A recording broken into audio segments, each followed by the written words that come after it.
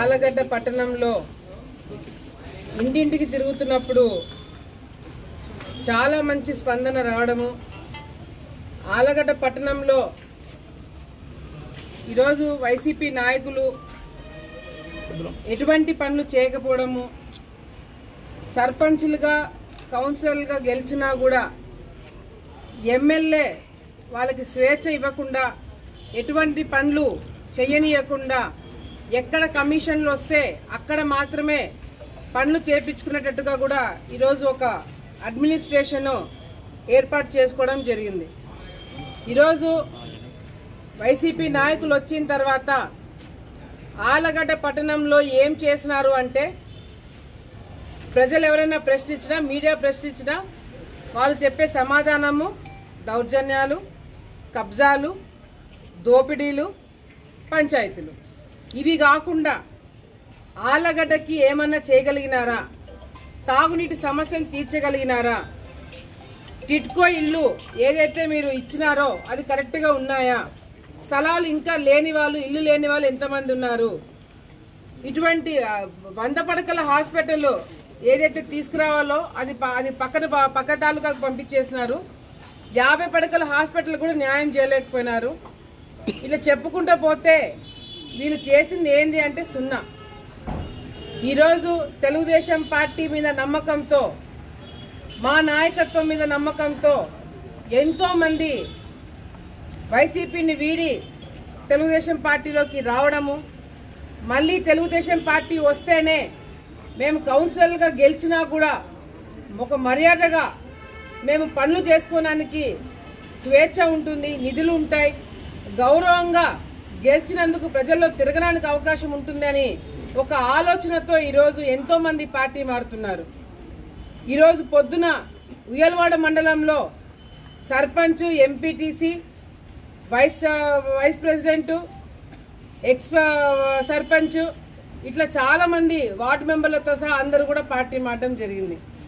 ఈరోజు సాయంత్రము మరి ఎప్పటి నుంచో మాట్లాడుతున్నాము, తప్పకుండా మార్పు వస్తుంది, మీరు వస్తే బాగుంటుందని ఒక చర్చలు జరిగిన తర్వాత మరి పడకల నుంచి 2వ వార్డు నుంచి కౌన్సిలరు సుధామణి గారు, ఆమె భర్త సుధాకర్ రెడ్డి గారు, వీళ్ళ కుటుంబ సభ్యులే కాకుండా ఆ ప్రాంతంలో ఉన్న చాలా కుటుంబాలు ఈరోజు తెలుగుదేశం పార్టీలోకి రావడానికి సిద్ధపడుతున్నారు. స్వయాన మేనమామ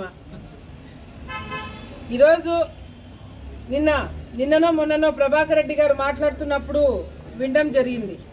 జగన్మోహన్ రెడ్డి గారు ఉమా కుటుంబానికి సంబంధించిన వ్యక్తులని ఆయన సొంత కొడుకుగా చూసుకోమని సలహా ఇచ్చినాడంట. ప్రభాకర్ రెడ్డి గారు ఆయన సొంత కుటుంబ సభ్యులనే ఈరోజు బయటికి గెంటే కార్యక్రమం జరుగుతుంది. సొంత కుటుంబ సభ్యులను చూసుకోలేడు, కానీ భూమా కుటుంబం నుంచి పోయిన వ్యక్తులను మాత్రం సొంత వ్యక్తులుగా చూసుకోవాలని సలహా ఇచ్చినాడంట. ఎవరు సలహా ఇచ్చింది? జగన్మోహన్ రెడ్డి గారు. ఎవరైతే సొంత చెల్లిని బయటికి గెంటేసినాడో, ఎవరైతే ఇప్పుడు షర్మిల గారు మాట్లాడుతూ ఆమె మీద వచ్చే న్యూస్లు, ట్రోల్స్ భరించలేక కన్నీళ్లు పెట్టుకొని మాట్లాడుతుందో ఆమెను పట్టించుకోరంట, కానీ మా కుటుంబ సభ్యులను బాగా చూసుకోమని సలహా ఇచ్చినాడంట ఈ సలహాదారుడికి. ఈరోజు కుటుంబాలను విడగొట్టేది ఎవరు? రాజకీయం కోసం విడగొట్టేది ఎవరు? ఎవరు ఎలా వాడుకుంటున్నారు అనేది ప్రజలందరూ కూడా గమనిస్తున్నారు.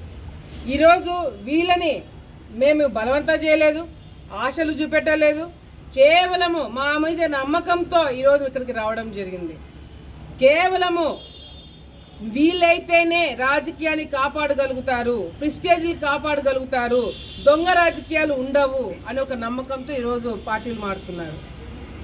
ఈరోజు పార్టీ మారే ప్రతి ఒక్కరికి మేము ఒకటే తెలియజేసుకుంటున్నాం, మీరందరూ ఏ నమ్మకంతో అయితే వచ్చినారో, ఏ నమ్మకంతో అయితే మీరు కండువాలు వేసుకున్నారో ఆ నమ్మకాన్ని నిలబెట్టుకోవడానికి మేము కూడా అన్ని విధాలుగా మీకు అండగా ఉంటాము.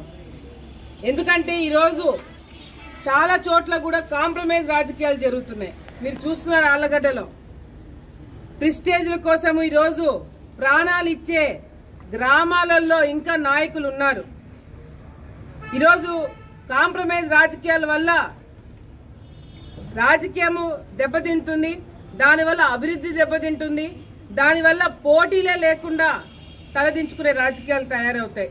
ఉన్నంత వరకు కాంప్రమైజ్ రాజకీయాలు జరగనివ్వము అని చెప్పి కూడా ఈ సందర్భంగా ప్రతి ఒక్కరు కూడా తెలియజేసుకుంటూ మరొకసారి ఇలా కుటుంబ సభ్యులకు అందరూ కూడా స్వాగతం పలుకుతున్నాము.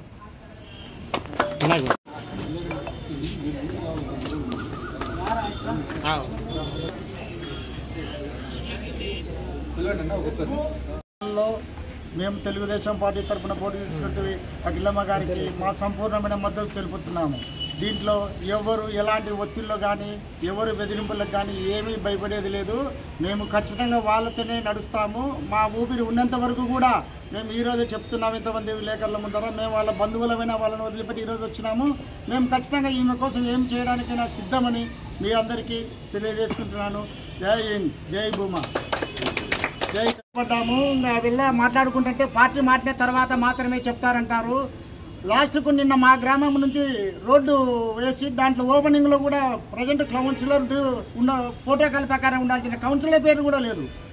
మేము ఇట్లా ఈ 5 సంవత్సరాల నుంచి బంధువులమని ఎన్నో అవమానాలు పడుకుంటూ వచ్చినాం. కానీ ఇలాంటి వాళ్ళ నీడగైతే మా గ్రామానికి డెవలప్ 5 సంవత్సరాలు మా గ్రామంలో ఒక చిన్న కాలువ కానీ ఒక రోడ్డు కానీ ఎలాంటి డెవలప్మెంట్ లేదు. ఏదో అఖిలమ్మ గారు ఎమ్మెల్యే అయితే కనుక తెలుగుదేశం ప్రభుత్వంలో మా గ్రామం డెవలప్ చేసుకోవచ్చని మాత్రమే మేము వస్తున్నాం. కానీ మాకు అంతకు మించి ఎలాంటివి లేదు. మేము ఖచ్చితంగా ఆమె అడుగుజాడల్లో నడుస్తాము, మద్దతుగా ఉంటాము.